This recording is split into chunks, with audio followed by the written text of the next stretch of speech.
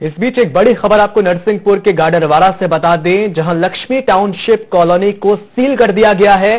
प्रशासन ने इस कॉलोनी को सील कर दिया है। कॉलोनी का जो निर्माण था वो अवैध था। कॉलोनी का अवैध निर्माण किया जा रहा था।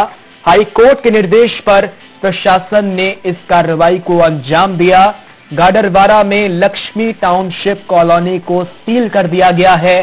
प्रशासन ने इस बड़ी कार्रवाई को अंजाम दिया। हाई कोर्ट के निर्देश के बाद इस कार्रवाई को अंजाम दिया गया। विनोद कौरव इस वक्त हमारे साथ जुड़ रहे हैं। विनोद, क्या है पूरी खबर? बिल्कुल आकाश जी, ये आपको बता दूं कि यहाँ गाडरवारा में अवैध कॉलोनियों का जो गोरख धंधा है वो जोरों पर चल रहा है। यहाँ पर जो पूंजीपति लोग हैं, यहाँ पर ये जमीनों को कम दामों में खरीदकर और प्लाट बनाकर यहाँ पर महंगे दामों में बेचते हैं। इसी के चलते यहाँ पर एक लक्ष्मी टाउनशिप, जो कि यहाँ पर बहुत बड़ी कॉलोनी का यहाँ निर्माण किया जा रहा था, जो कि अवैध थी। इनके पास किसी प्रकार की कोई परमिशन नहीं थी और यहाँ पर जो शासकीय जमीन है उस पर कब्जा कर ये अवैध कॉलोनी का निर्माण किया जा रहा था, जिसको लेकर यहाँ पर एक युवक ने यहाँ पर हाईकोर्ट में एक पिटीशन दायर की थी, जिसको संज्ञान में लेते हुए हाईकोर्ट ने यहाँ पर निर्देश जारी किए। लेकिन उसके बाद भी यहाँ पर जो लक्ष्मी टाउनशिप है ये अपना निर्माण कार्य जारी रखे हुए थे।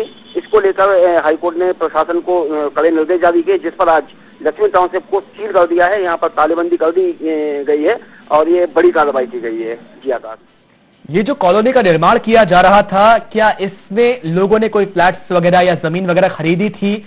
जो लोग थे, खासतौर पर बिल्डर के जरिए क्या निर्माण कार्य कराया जा रहा था? क्या कुछ जानकारी मिल पाई लोगों में? इस टाउनशिप के सील होने के बाद क्या माहौल है?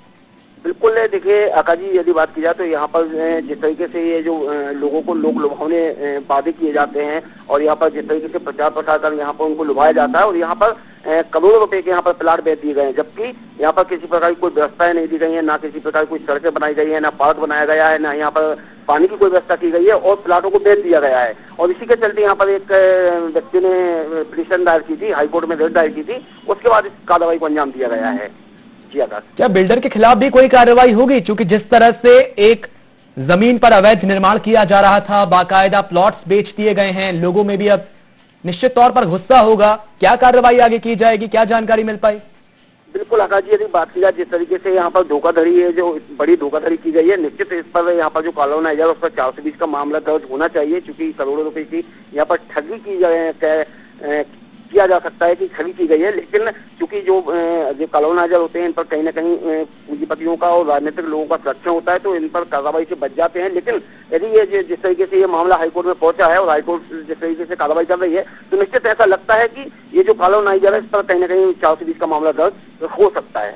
मामला दर्ज हो सकता है, लेकिन जिन लोगों ने इस टाउनशिप में प्लॉट्स खरीदे थे वो क्या कह रहे हैं? उनका क्या पक्ष सामने आया?